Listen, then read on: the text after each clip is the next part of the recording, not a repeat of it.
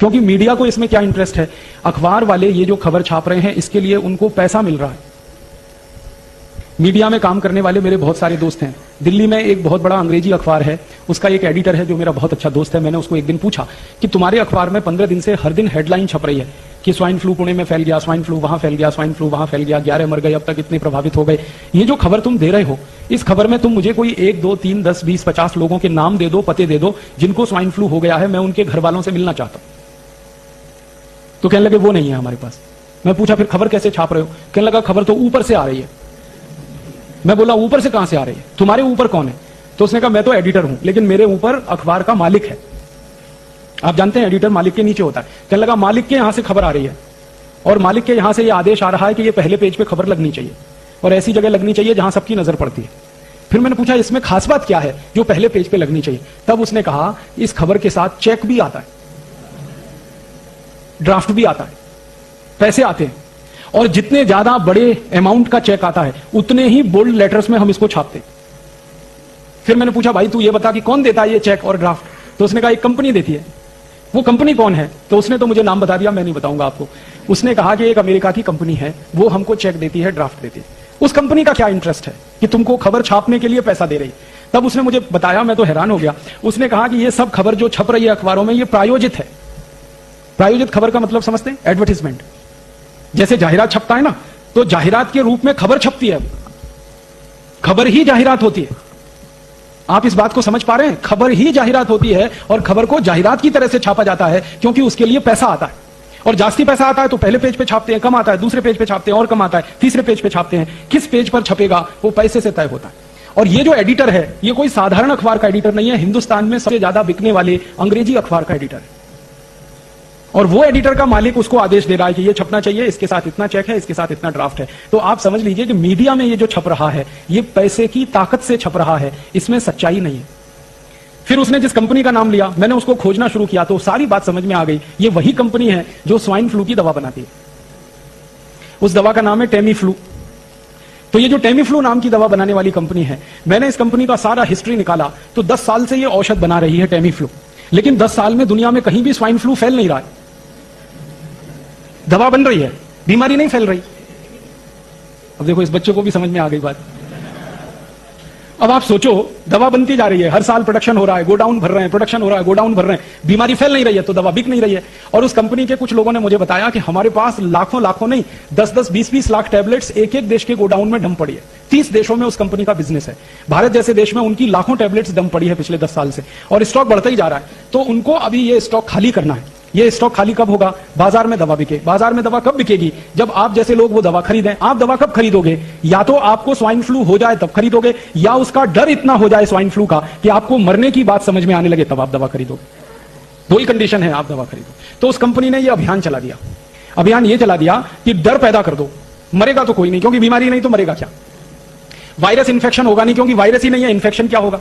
तो कंपनी को एक बात तो पक्की मालूम है कि ज्यादा लोग इस बीमारी में फंस नहीं सकते और ज्यादा लोग मर भी नहीं सकते। हां ये जरूर है कि करोड़ों लोगों के मन में डर आ जाए, दहशत आ जाए, आतंक पैदा हो जाए, तो वो डर के मारे टेमीफ्लू खरीद खरीद के अपने घर में भर के रखें। बाद में बीमारी हो या ना हो लेकिन खरीद लें आप, बाजार से दवा उनकी बिक जाए, यही उनका उद्देश्य है। और उस उद्देश्य की पूर्ति के लिए वो कंपनी अखबारों में पैसे खर्च कर रही है। अब अखबारों में 10-20 करोड़ रुपए उन्होंने खर्च कर दिए खबर छपवाने के लिए, और दवा उनकी 3000 कोटी की बिक गई। तो धंधा कितना अच्छा है। 10 कोटी खर्च किए, 3000 कोटी का माल बिक गया। ये टेमीफ्लू बेच रही है जो अमेरिका की कंपनी है। इसी कंपनी ने स्वाइन फ्लू बीमारी का वैक्सीन बनाना शुरू किया है, इसी कंपनी ने। और अमेरिकन गवर्नमेंट ने इनको ऑर्डर भी दिया है। अमेरिका की और दुनिया की ये अकेली कंपनी है जिसके पास पेटेंट है, और पेटेंट भी 20 साल का है। मतलब क्या है? 20 साल तक ये अकेली कंपनी वैक्सीन बनाएगी स्वाइन फ्लू का और बाजार में बेचेगी, दूसरी कोई कंपनी नहीं बना सकती। पेटेंट का कानून ऐसा होता है। और 20 साल तक टेमीफ्लू दवा को भी यही कंपनी बनाएगी और बेचेगी, दूसरी कोई नहीं बना सकती। जब एक कंपनी दवा बनाने वाली हो तो वो मनमानी कीमत पे दवा बेचेगी क्योंकि दूसरा उसका कोई कॉम्पिटिटर नहीं है। जब अकेली कंपनी है वैक्सीन बनाने वाली तो भी मनमानी कीमत पे बेचेगी। तो इस कंपनी ने तय किया है कि उनका एक वैक्सीन का फाइल 3000 रुपए में वो बेचेंगे। तो 3000 रुपए में उनका वैक्सीन बिकेगा अभी थोड़े दिन में बाजार में। अब इसको खरीदेगा कौन? वही खरीदेंगे जिनको डर है मन में कि स्वाइन फ्लू हो सकता है, स्वाइन फ्लू हो सकता है, स्वाइन फ्लू हो सकता है। अब ये डर हिंदुस्तान में तो बहुत लोगों को है, लेकिन जिनके पास पैसे ही नहीं है उनके डरने से फायदा भी नहीं है। ये डर तो झारखंड में भी है लोगों को, ये डर तो बिहार में भी है, बंगाल में भी है, लेकिन उस कंपनी को कोई मजा नहीं है झारखंड, बिहार, बंगाल में। वो कहते हैं कि वहां डर हो भी तो क्या फायदा, किसी के पास 3,000 रुपए तो हो वैक्सीन खरीदने के। क्योंकि झारखंड, बंगाल, बिहार के लोग कहेंगे कि 3,000 रुपए हो तो हम तो चावल खरीद के खाएंगे, वैक्सीन खरीद के क्यों लगवाएंगे। अब ये 3,000 रुपए का एक वैक्सीन कौन खरीद सकता है, ये पुणे कर खरीद सकते हैं। क्योंकि पुणे में रहने वाले लोगों के पास थोड़ा अभी जास्ती पैसा आ गया। आपको मालूम है पिछले 8-10 साल से पुणे में बहुत पैसा आया। आप जानते हैं फॉरेन इन्वेस्टमेंट आया, विदेशी पूंजी निवेश हुआ, फिर देशी पूंजी निवेश भी हुआ, डोमेस्टिक इन्वेस्टमेंट भी आया। और हिंदुस्तान में इस समय किसी एक शहर में हाईएस्ट इन्वेस्टमेंट है पर ईयर तो वो पुणे है। दूसरे नंबर पे बेंगलोर अभी है, पहले एक जमाने में बेंगलोर होता था, अब पुणे नंबर 1 पे। एक जमाना होता था कि मुंबई में इन्वेस्टमेंट होता था, अभी मुंबई किसी की पसंद की जगह नहीं है, क्योंकि मुंबई में एक्सपेंशन की गुंजाइश नहीं है। जहां एक्सपेंशन हो सकता है वो वही जगह है जहां जमीन खाली हो। पुणे मुंबई के बीच में बहुत जमीन खाली है, पुणे सतारा के बीच में बहुत जमीन खाली है, सतारा सांगली के बीच बहुत जमीन खाली है, इसलिए ज्यादा डेवलपमेंट यहीं हो रहा है, पैसा यहीं आ रहा है। जहां ज्यादा पैसा आता है वो पैसा समाज में घूमता है, और वो घूमने के बाद लोगों की क्रय शक्ति बढ़ा देता है, परचेजिंग कैपेसिटी बढ़ा देता है। पहले पुणे के लोग अपनी जिंदगी चलाते थे 5,000 रुपए महीने में, अब उनकी जिंदगी चलती है 15,000 रुपए महीने में, 20,000 रुपए महीने में। तो ये जो परचेजिंग कैपेसिटी बढ़ी है पुणे की, इसकी माहिती कंपनी वालों को है, क्योंकि उन्होंने सर्वे करा लिया। ये स्वाइन फ्लू की माहिती लाने से पहले उन्होंने सर्वे कराया पुणे का, पिछले साल दिसंबर-नवंबर में। सर्वे होकर उनको पता चला बहुत कैपेसिटी है, बहुत पैसा है पुणे के लोगों में, और वो खर्च कर सकते हैं। बस एक ही बात है, दहशत पैदा हो इनके मन में, डर पैदा हो जाए इनके मन में, आतंक पैदा हो जाए इनके मन में, तो वो डर, दहशत और आतंक आप में पैदा करके तैयार कर रहे हैं आपको, क्योंकि थोड़े दिन में उनकी वैक्सीन आ जाएगी। वो वैक्सीन धड़ाधड़ आप खरीदें और लगवाना शुरू कर दें, इसकी तैयारी चल रही है। इसके लिए सारा खेल चल रहा है। मीडिया में 10-20-50 कोटी रुपए खर्च करके कंपनी हजारों कोटी का बिजनेस करने का सपना देख रही है। उस कंपनी ने हिसाब निकाला है कि मान लीजिए पुणे में 40 लाख लोग रहते हैं या 45 लाख लोग रहते हैं, और एक व्यक्ति 3,000 रुपए का वैक्सीन खरीदे, तो 45 लाख में 3,000 का गुणा करो, कितनी बड़ी रकम उस कंपनी को मिलती है एक ही शहर से। और ये हजारों कोटी की रकम अगर मिलती हो 10 कोटी खर्च करके, तो क्या बुरा धंधा है। ये खेल है। और ये खेल पता है उस कंपनी को किसने बताया?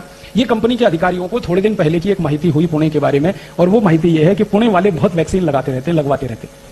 हाँ, यहां पे वैक्सीनेशन का काम ऐसे चलता है जैसे दूध और दही बेचने का काम चलता है।